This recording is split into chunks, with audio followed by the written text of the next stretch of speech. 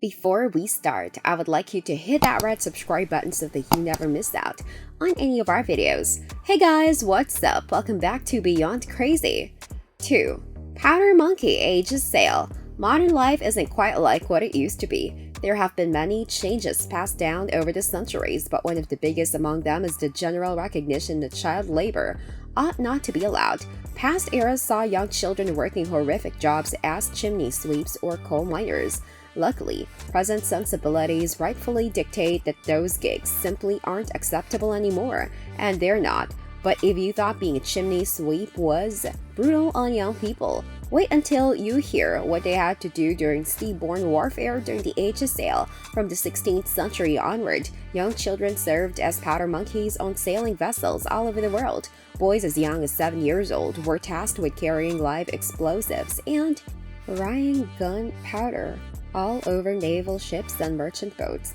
Most of these boys had been orphaned somewhere in their early life, with no guardians to look after them. They fell through the cracks of society. Naval vessels needed small people to move explosive rounds and other war-related material around tiny holes throughout ships. The gig was deadly simply by nature of the job's requirements, so adults were wise to avoid it at all costs. Most adult men were simply too big for tiny ship holds to. Thus, ship captains turned to young boys for the awful role. During the battle, these powder monkeys would run up and down into the ship's hold to grab sacks of gunpowder. They would scurry back up to the deck to hand-deliver the powder to the cannon crew.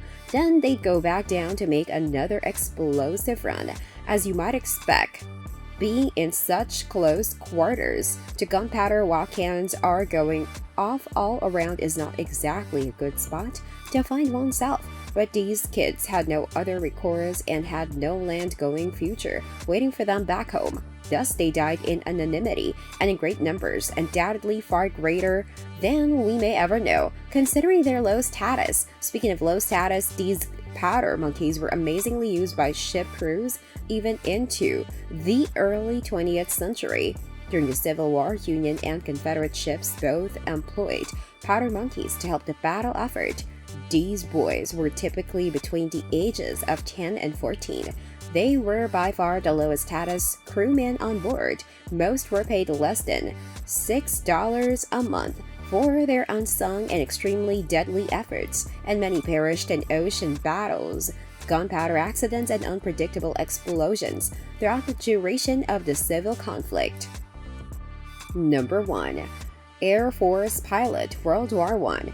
By now, we've learned all about war woes, both on land and at sea. Why don't we go high up into the sky for this last historical happening? In World War I, aerial artillery was a brand new technology. The development of the aircraft just a handful of years before meant aerial aggressors could soar high into the sky, drop bombs, and wreak havoc from above. For powers like the United States, France, Britain, and Germany, who were locked in the terror of trench warfare on the ground below, air-based fighting sounded pretty good. Of course, in practice, aerial assaults were total crapshoots. Chief among the problems was the fact that airplane technology was still very much in its infancy by the late 1910s. Air crews were routinely killed by in-flight accidents and major airplane malfunctions. Some historians today estimate that the average lifespan of a World War I fighter pilot was a mere 10 weeks from the time they took the job to the time they perished in an accident. Many didn't even make it into battle.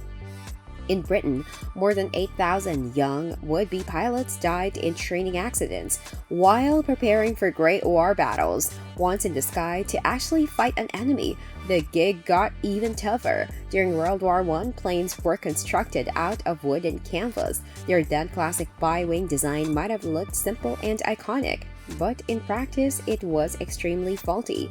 Wings often collapsed in on themselves, leading pilots to go down in seconds. If their primitive planes were hit by mortar fire, the wood and canvas build all but guaranteed they would immediately go up in flames. Pilots struggled to control these unpredictable machines once in the air too. Any minor mishap could snowball into a catastrophe in an instant. There was one more thing pilots didn't have at the time: in-flight radio. With no communication system on board, they had no idea where enemy fighters were. Once they went up in the air, they often lost ground targets too, and since they couldn't communicate with their charges back at base, they couldn't explain where they were flying. It was a routine occurrence during World War I for fighter pilots to be shot down by their own men who simply failed to recognize their biplanes high in the sky.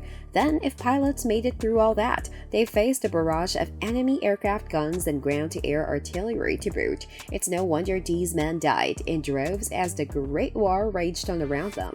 This brings us to the end of our video. I hope you enjoyed it. Hit like if you did, and don't forget to subscribe to our channel so that you don't miss any of our videos in the future. Also watch the 2 videos that are on your screen because I'm sure you love them. With that, I'll see you in the next video.